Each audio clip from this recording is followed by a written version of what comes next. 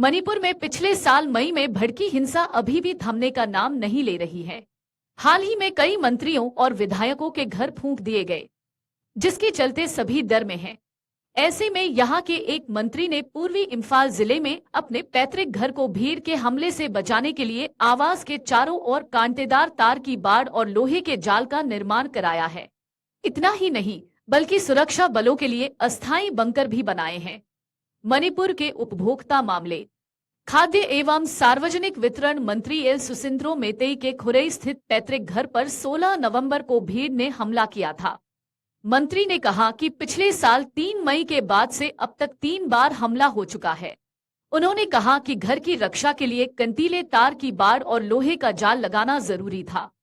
16 नवंबर को प्रदर्शनकारी आगजनी, लूट और संपत्तियों को नुकसान पहुंचाने के इरादे से इलेक्ट्रिक ड्रिल और हथौड़े लेकर आए थे। 16 नवंबर को भीड़ द्वारा कई विधायकों के घरों पर हमला और तोड़फोड़ की घटना को याद करते हुए सुसिंद्रो ने कहा कि मैं उस दिन घर पर मौजूद नहीं था।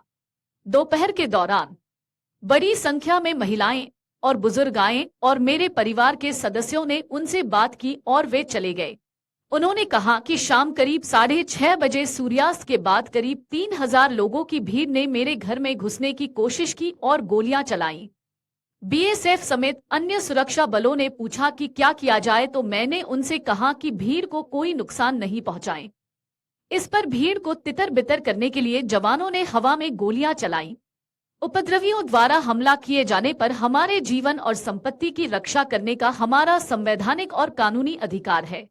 16 नवंबर को प्रदर्शनकारियों ने मणिपुर के 3 मंत्रियों और 9 विधायकों के आवासों पर हमला किया था, जब 6 लापता व्यक्तियों के शव बरामद किए गए थे।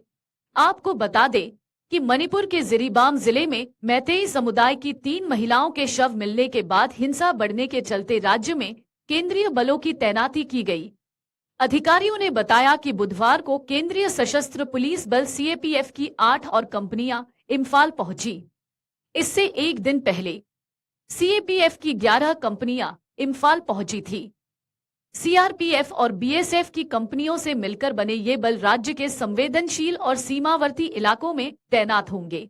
अधिकारियों ने बताया कि इम्फाल पहुंची सीआरपीएफ और बीएसएफ की 4 कंपनियों को राज्य के संवेदनशील और सीमावर्ती इलाकों में तैनात किया जाएगा।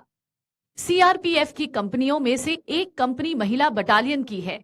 हाल ही में केंद्र सरकार ने मणिपुर में सीएपीएफ की 50 नई कंपनियां भेजने का ऐलान किया था।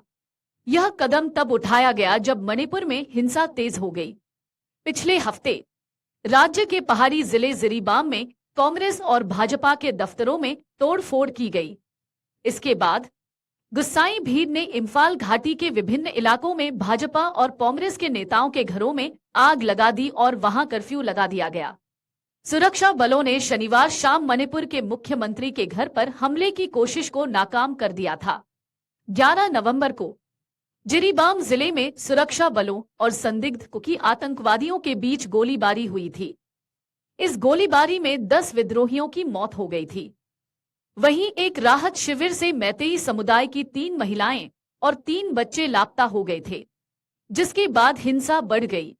आपको बता दें कि पिछले साल मई से इम्फाल घाटी स्थित मैतेई और कुकीजो समुदायों के बीच जातीय हिंसा में 220 से अधिक लोग मारे गए हैं और हजारों लोग बेघर हो गए। अगर आप ये वीडियो YouTube पर देख रहे हैं तो हमारे चैनल को सब्सक्राइब कर बेल आइकन दबाएं, और Facebook पर देख रहे हैं तो हमारे पेज को लाइक करें। 8 मिलियन प्लस सब्सक्राइबर, आपके इस भरोसे के लिए बहुत धन्यवाद।